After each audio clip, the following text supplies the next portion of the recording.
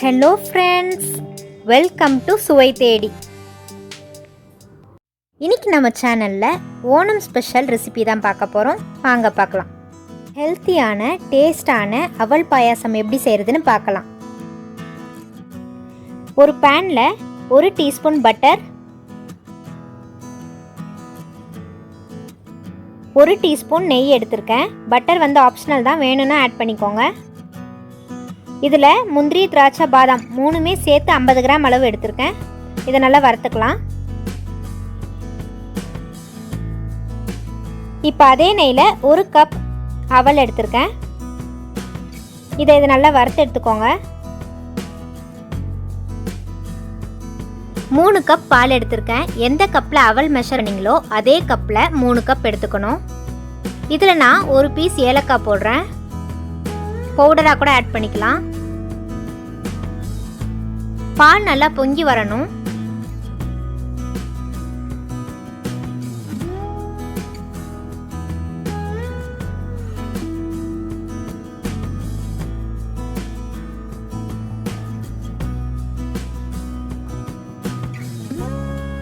இப்போ பால் நல்லா பொங்கிடுச்சு.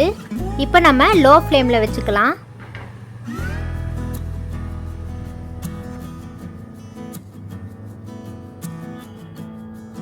இதில் 1 டீஸ்பூன் வெனிலா எசன்ஸ் ஆட் பண்ணுறேன். இதை ஆட் பண்ணும்போது நல்லா வாசமாக இருக்கும்.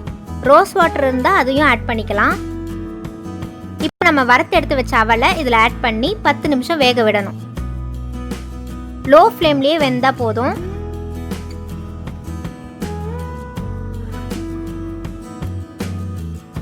இப்போ வேறு ஒரு பாத்திரத்தில் 1 கப் வெல்லம் எடுத்திருக்கேன். இதுவும் எந்த கப்பில் அவல் மெஷர் பண்ணுமோ அதே கப்பில் தான். வெல்லத்தை துருவி வச்சுருக்கேன், அப்போ தான் கரைய ஈஸியாக இருக்கும்.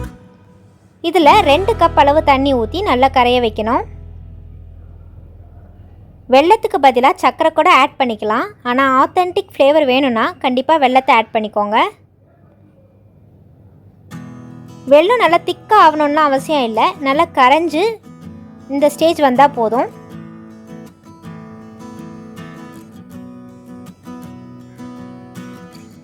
நம்மளோட அவலும் வெந்துருச்சு. இதில் நம்ம வெல்லத்தை இப்போ ஆட் பண்ணிக்கலாம்.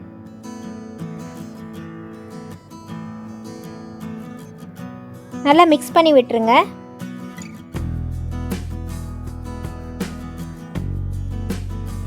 வாசமாக இருக்குது. இதில் நம்ம வறுத்து வச்ச முந்திரி, திராட்சை எல்லாத்தையும் ஆட் பண்ணிக்கலாம். அவ்வளோதான், நம்ம பாயாசம் ரெடி ஆயிடுச்சு. இந்த அவல் பாயாசத்தை ஓணம் அன்னைக்கு ட்ரை பண்ணி பார்த்துட்டு உங்கள் கமெண்ட்ஸை மறக்காமல் எங்களோட ஷேர் பண்ணுங்கள். நம்ம சேனல் பிடிச்சிருந்தா லைக் பண்ணுங்கள், ஷேர் பண்ணுங்கள், சப்ஸ்கிரைப் பண்ணுங்கள். கூடயே பெல் ஐக்கானையும் ப்ரெஸ் பண்ணுங்கள். தேங்க்யூ.